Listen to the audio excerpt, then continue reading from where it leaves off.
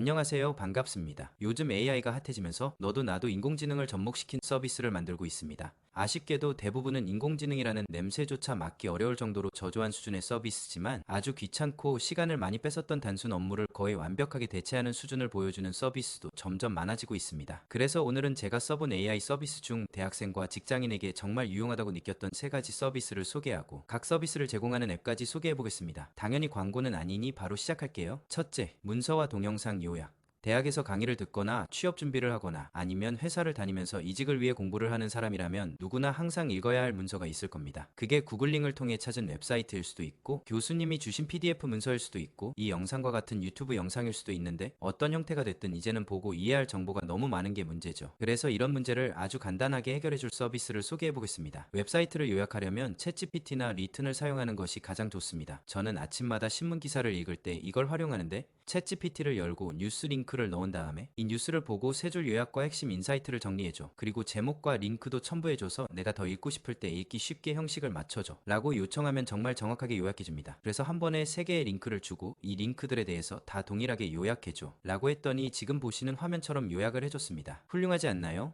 어차피 요약이기 때문에 인공지능이 틀릴 확률이 낮고 만약 너무 잘못된 것 같거나 궁금한 내용이 있다면 링크를 통해서 직접 확인할 수도 있으니 꼭 한번 사용해 보시길 추천드립니다. 다만 챗GPT의 최신 버전이자 가장 정확한 버전인 챗GPT4는 유료이고 대신 이걸 무료로 제공해주는 리튼이라는 사이트가 있어서 저도 리튼을 통해 챗GPT사의 가장 정확한 답변을 받으며 사용하고 있습니다. 그러니 리튼도 같이 확인해 보시면 좋을 것 같습니다. 그런데 PDF를 요약하고 싶은 경우도 있으시죠? 특히 논문을 보거나 영어로 된 문서를 읽어야 하면 머리부터 아파오는데 이럴 땐 챗PDF라는 서비스를 사용해보면 좋을 것 같습니다. 챗GPT와 비슷하게 채팅을 통해 질문할 수 있는 서비스인데 처음에 PDF 문서를 업로드하면 그 정보를 학습해서 답변을 주는 서비스입니다. 저도 자주 써보진 않았지만 전 세계적으로 많이 사용되는 서비스라 자신있게 소개드릴 수 있을 것 같습니다. 마지막으로는 유튜브 동영상 요약입니다. 가끔 정보성 영상들 중에는 쓸데없는 서론이 대부분을 차지하는 경우가 있는데 저처럼 이런 영상들에 지치신 분들이라면 유튜브의 아티클 썸머리라는 서비스를 한번 사용해볼 걸 추천드립니다. 크롬에 설치할 수 있는 서비스인데 이걸 설치하고 유튜브를 보면 보는 영상의 내용을 요약해서 글로 보여줍니다. 그러면 쓸데없는 서론을 다 제외하고 핵심만 볼 수 있어서 필요한 정보만 빠르게 얻을 수 있을 겁니다. 둘째, 강의 필기 및 회의록 작성. 두 번째로 아주 유용한 부분은 바로 강의 필기 혹은 회의록 작성입니다. 대학생이라면 항상 필기하며 수업을 들어야 하고 직장인이라면 회의록을 작성해야 합니다. 그런데 문제는 이렇게 작성하다 보면 내용을 놓치고 그래서 필기를 안 하자니 나중에 기억이 안 나는 딜레마에 빠집니다. 그런데 요즘 AI 필기 도구들이 워낙 잘 나와서 더 이상은 내가 직접 필기를 하지 않아도 될 것 같습니다. 이것도 유료 서비스로는 오픈 AI에서 제공하는 위스퍼라는 서비스가 있지만